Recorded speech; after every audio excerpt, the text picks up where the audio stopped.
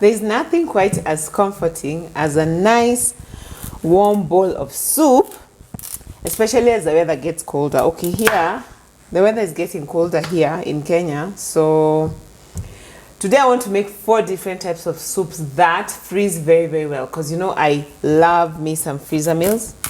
And these ones are mostly what we would eat for dinner on a day when we want to have something light and you're not feeling like eating heavy. So I'm going to start with this pumpkin butternut squash soup. And I've preheated my oven at 200 degrees centigrade. I like to roast my butternut squash first before I make the soup, because it just adds such a very nice and rich flavor. So let's do that. And then as it's roasting, I'll do the split pea soup. Amazing. I can't wait for you to see. Let's do this.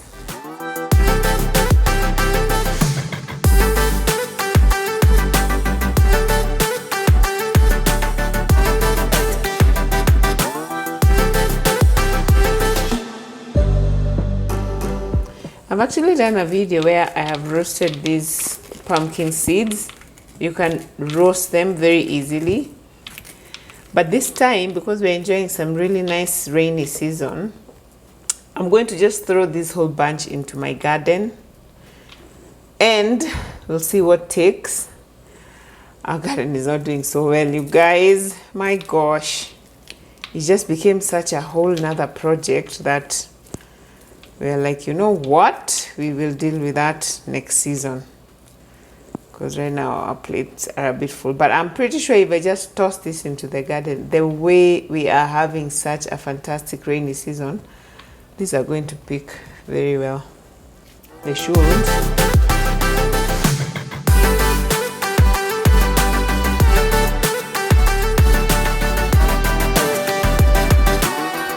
So I put them on my baking trays, which I will first put some oil on. Then I'll season with some salt and just a little bit of sugar for the caramelization. What I like to do is I just roll this, then I put that side, so both sides are nice and coated. And then I'm going to roast them for about 45 minutes, and I'll flip them halfway.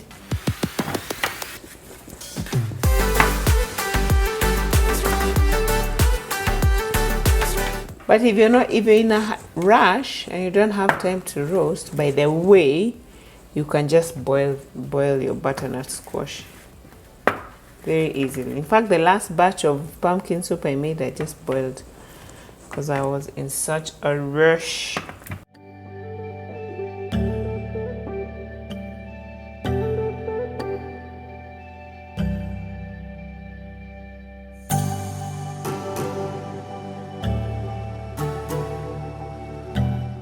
Off to the oven. Let's go.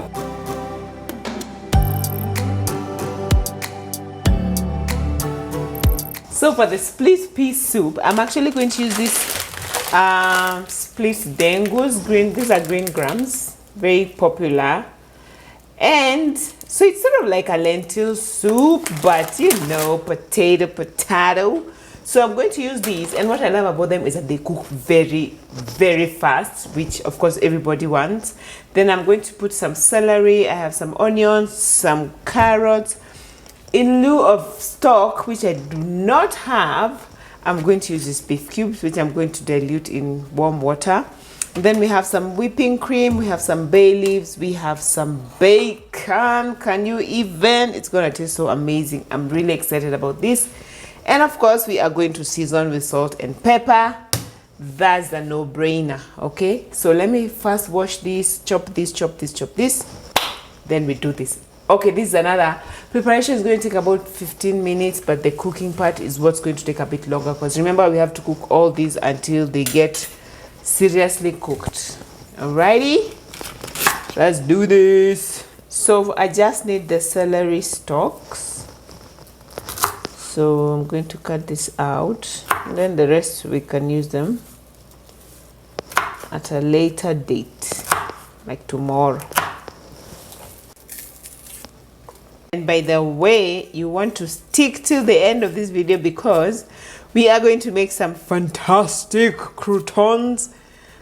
Is there anything better to have with soup than croutons, you guys? And they're so easy. You make them on the stove top. Yumolicious. Like, what? Are you even ready? Yeah, so I'm looking forward to that. So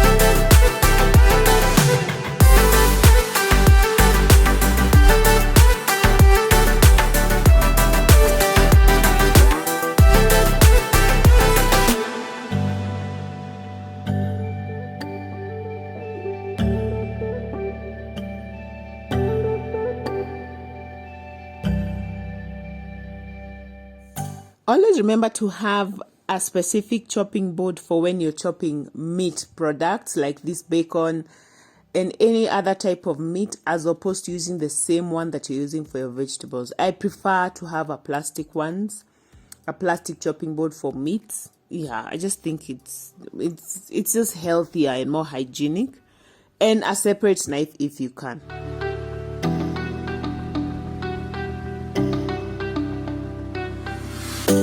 So the first thing to do is to fry your bacon, and once it's done, set it aside. In the same pot, add some oil and put in your carrots, your celery, and your onions, and fry these until they are translucent.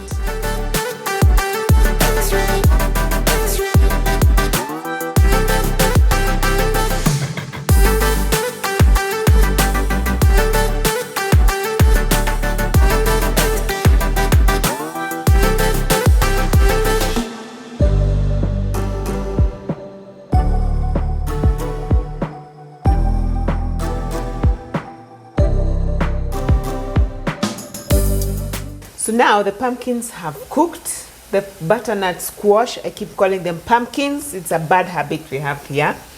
So I'm ready to finish the last part of that soup, which is I need to stew all these ingredients and then add the butternut squash to them. So we have some leeks, I have some carrots, I have some tomatoes, I have onions.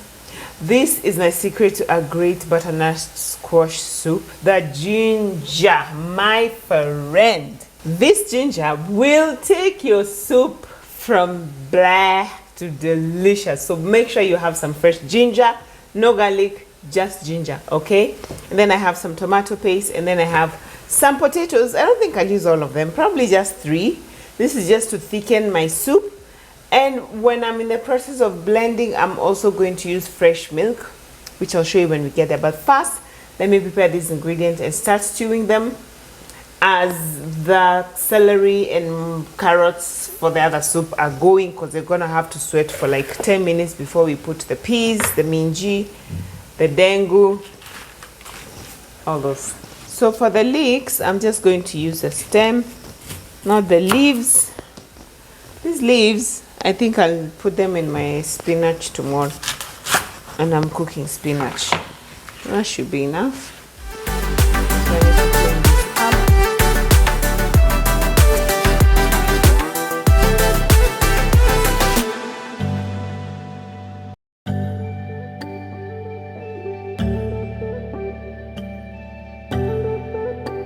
Meanwhile, the celery and onions and carrots are translucent, so it's time for me to add the stock and the lentils and the bay leaves into the pot so that they can simmer for about 1.5 hours. I prefer to add hot water, just gets the process rolling a lot faster. So I'm just going to cover this, and I'm just going to keep stirring it after a while so that, you know, lentils tend to burn sometimes. And then later I'll add some adobo spice and some salt. You can add pepper if you don't have kiddos like me. Well, I do, so yeah.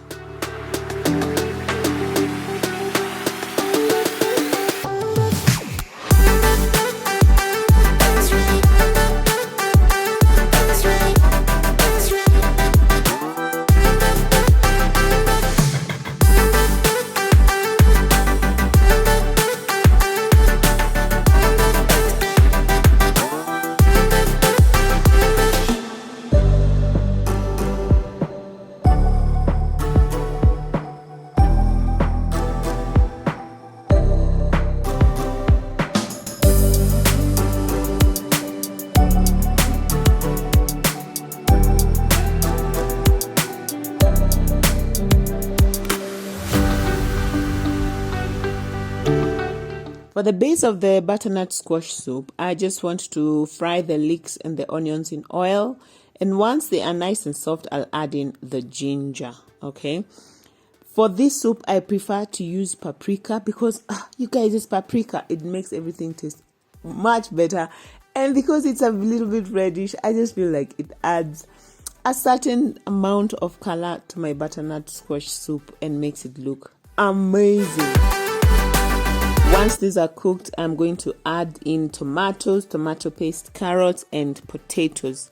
If you find that they're burning a bit, it's okay. You can just add some water. And then once these are nice and starting to boil, here is where I'm putting in my butternut squash and as much water now as I will need to make the soup. And I like to keep in mind that I'm also going to be blending this with milk, so I don't put in as much water, so you don't want it to be too watery. And I will cover and simmer until well done and incorporated. We are making brilliant progress.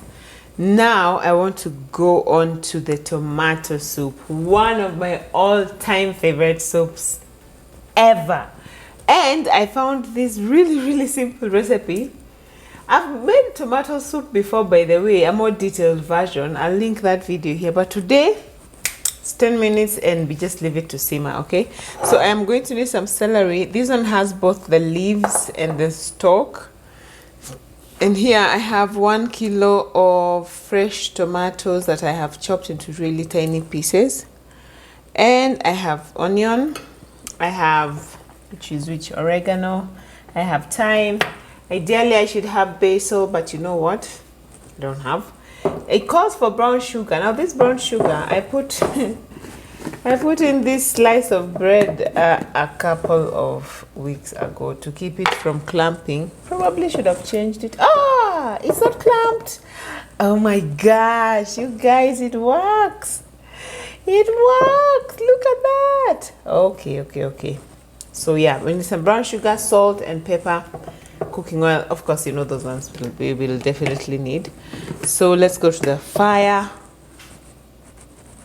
This is gonna be fantastic. I'm telling you, if this turns out to be as delicious as I hope it will, this will be my go-to tomato soup recipe. Okay. This will hands down be the easiest tomato soup I've ever done. I'm telling you. So after I fry my onions in olive oil, I'm just adding in my celery. And once these are soft, I'm adding in the tomatoes, the oregano, the thyme, and the basil, which I don't have currently. Let's just imagine that I have it, okay? Then I will just add in 2 tablespoons of brown sugar. This is so important because it cuts the acidity of the tomatoes. And I will cover and simmer this for about 20 to 25 minutes. Remember, the tomatoes have their own juices, so there's no need to add water here. My gosh, it already smells delicious. Now, this soup that we're about to make, I love it because it is just clearing everything that was in my fridge that I am no longer using or cooking. It is a chickpea and sweet potato soup. Now, before you just think I'm crazy, this is very good because, first of all, chickpeas are chock full of proteins, which is fantastic. And I mean sweet potatoes. Need I say more? So we're going to need those two, and then we need some green onions. These are mostly for garnish. We need 1 red onion. We need some ground cumin. And we need some Parmesan cheese if you have it. Again, I love this soup because everything is cooked already. So the chickpeas are cooked, the sweet potatoes are cooked. So this is just boom, bam, boom, and we're done. If you have stock, more power to you. We're still relying on our stock cubes here. So stock water would be nice, okay? And of course, salt and pepper. Some of those things are just self-explanatory. So this one, this will be over like that. So when I tell you guys we reuse our freezer bags, you better believe we reuse them, okay? These freezer bags are fantastic. And yeah, that's all she wrote, man. This chickpea soup is another no-brainer. I cannot even, like, once I'm frying the onions, then I'll just add in the ground cumin. After 30 seconds, literally just chuck in there my chickpeas and my cut up sweet potatoes and my stock. Cover and simmer for 20 minutes and stir often just to prevent burning. Remember, all of these ingredients are cooked, so we just want them to meld and to incorporate the taste together, but they're cooked. We're not cooking to cook them, we're cooking to mix them. Get it?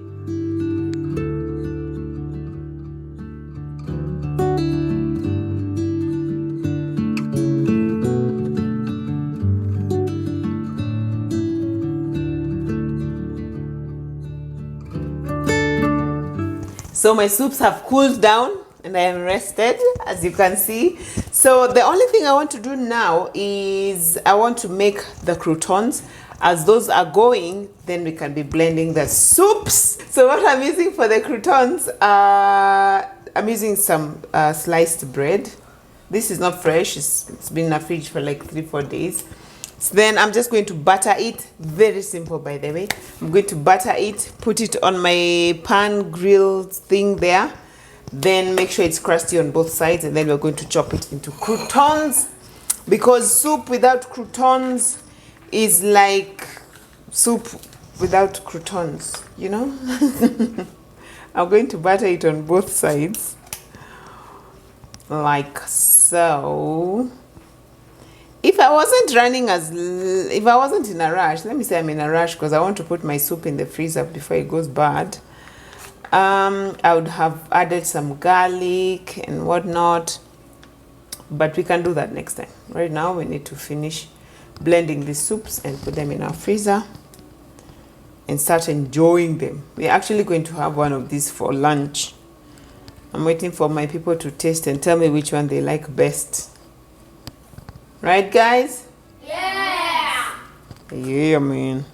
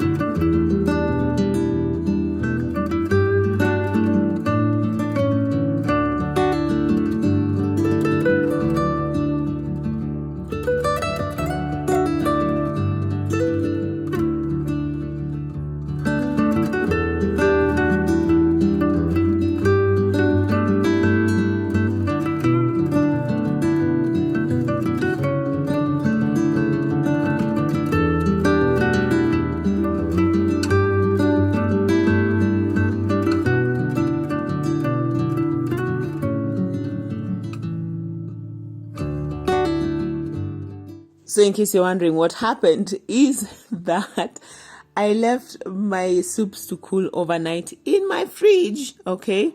And now I want to blend them and put them away, okay? Very important to let your soups cool down, because of course you don't want to be putting hot soups in your blender, because that will be the end of your blender. If a soup is too thick, I prefer to add in some liquid at the bottom. But now, like this split pea soup is not really that thick, so I don't need to add anything. And for this one, because we're still going to reheat it again to add the bacon and the Parmesan cheese, I'm putting it straight back into the cooking pot, not into a freezer container.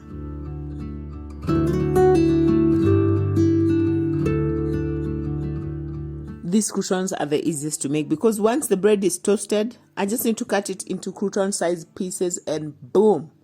So easy. I've heard of other crouton recipes where you first cut the bread before you toast it.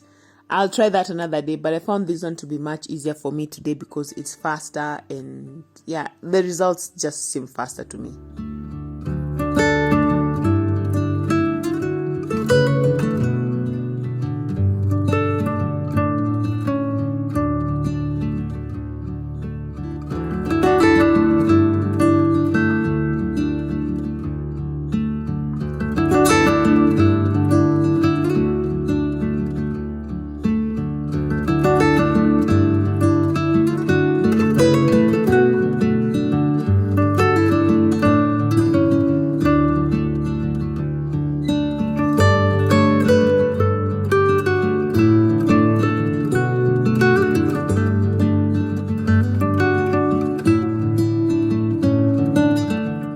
as I was saying, like for this butternut soup is normally quite thick, which we want, but it can easily wreck the blender. So I'm putting in the milk first, and then I put in the butternut soup.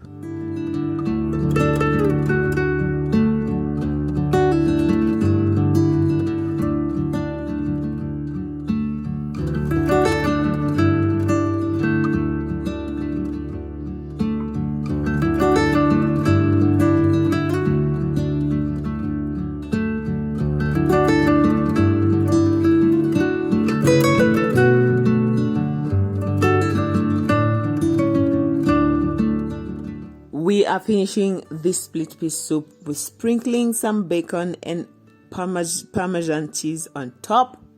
You know, just for that final oomph. Remember, on the inside, we've already put in some bacon. So, oh my goodness, this soup is so full of protein and so full of flavor. The only thing I think I would caution is not to put in too much salt, because remember, the bacon has its own salt, the Parmesan cheese will have its own salt. So when you're cooking, you need to keep this in mind, because I felt like I've oversalted this just a teensy-weensy bit. Wow, you guys! Oh my goodness. Okay, today I officially feel like a chef.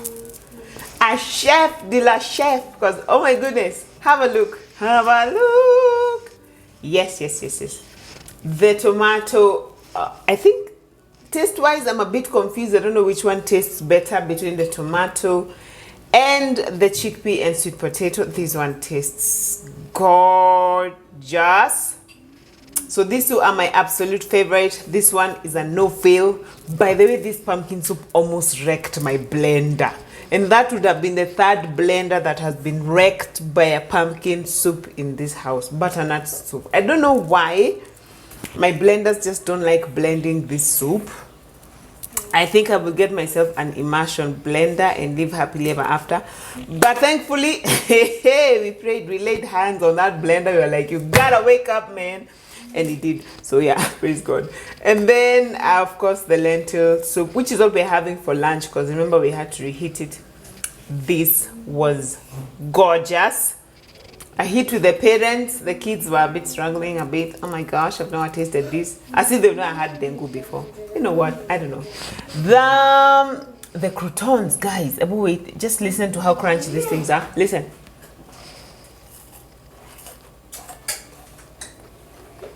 Okay, it didn't crunch the way I thought it would crunch. But they're very crunchy. Let me get another one. So let's see. Okay, this looks crunchy now. Okay. Okay. So once you put these croutons in your soup, oh my word, the beauty. Yum. So yeah, this is what we're going to be enjoying in this cold season. In case you are interested in also learning how to make your breakfast freezer meal so that you're out of the house in 1 minute every morning, that's the video you should watch next. And I'll see you over there. Bye.